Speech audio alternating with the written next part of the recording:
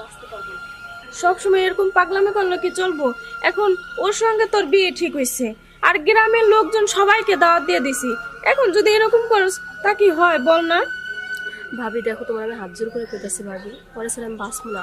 যেমনি হোক তুমি ওর সাথে আমার আচ্ছা যাই হোক, তুই এরকম করিস না। আর আমি সবাইকে বুঝায় বলবো যে তোর সাথে জানি ওর বিয়ে হয়, ঠিক আছে? আর তুই ছেলেকে বল না আমাদের বাসায় আসতে, তাহলে তো ভালো হয়, সবাই দেখবে। তারপরে ওই ছেলের সঙ্গে তোর সঙ্গে বিয়ে দিয়ে দিব। আর তুই যে 3টা বছর হয়ে গেছে বিয়ে করছিস, এখন বাড়ির কেউ তো জানে না। তুই আমি যেমনি হোক, বাবা আছে, সবাইকে বুঝিয়ে শুনে, তোর ভাইকে বুঝিয়ে শুনে ওই ছেলের সঙ্গে বিয়ে দিয়ে দিব। ভাবি যেমনি হোক আব্বু মা ভাই এদের তিনজনকে তুমি ম্যানেজ করো। আচ্ছা, আমি থাকতে তোর কোনো টেনশন নাই, আমি আছি তো তোর ভাবি। ঠিক আছে ভাবি, আমি ওকে আজকে এখন